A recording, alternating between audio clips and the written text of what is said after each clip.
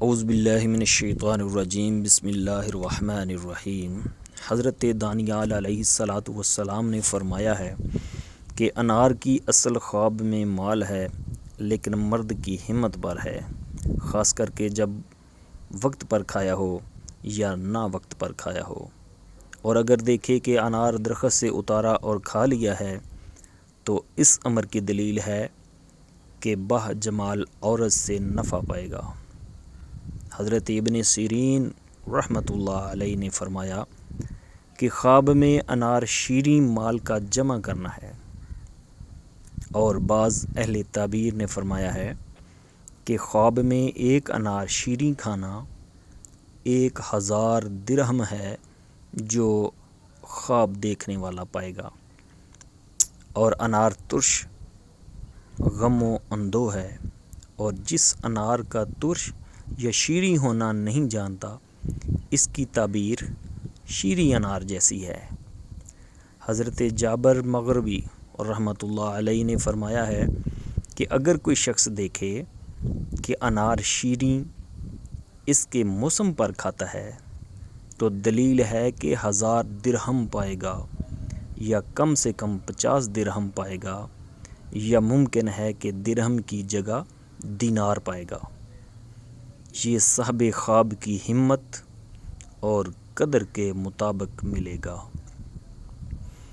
اور اگر دیکھے کہ انار جاڑے میں کھاتا ہے تو دلیل ہے کہ ایک دانہ کے عوض میں اس کے لکڑیاں لگیں گی، مطلب سزا ملے گی۔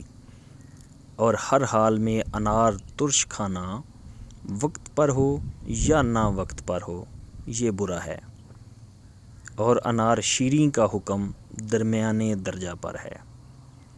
حضرت کرمانی رحمۃ اللہ علیہ نے فرمایا کہ اگر کوئی شخص دیکھے کہ انار شیریں یعنی میٹھا ہے تو اس کے موسم میں کھاتا ہے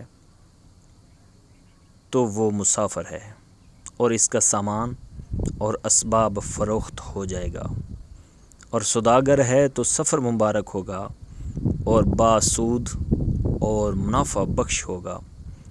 اور اگر دیکھے کہ انار شیریں کے دانے پائے ہیں یا اس کو کسی نے دیے ہیں تو دلیل ہے کہ اس قدر اس کو رنج پہنچے گا، خواہ وقت انار کا ہو یا نہ ہو۔ اور اگر شیریں یا اس کا پوست اور مغز کھائے تو دلیل ہے کہ سب چیزوں سے برخورداری پائے گا۔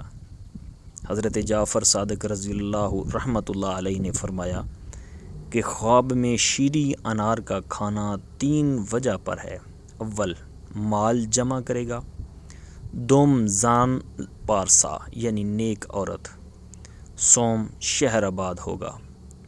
لیکن انار ترش کا کھانا موجب غم ہے۔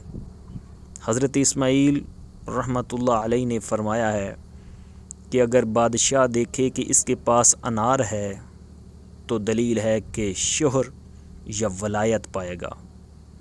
یہی حال رئیس کا ہے، اور تاجر کو 10,000 درہم، اور بازاری کو 1000 درہم، اور درویش کو 10 درہم یا 1 درہم ملے گا۔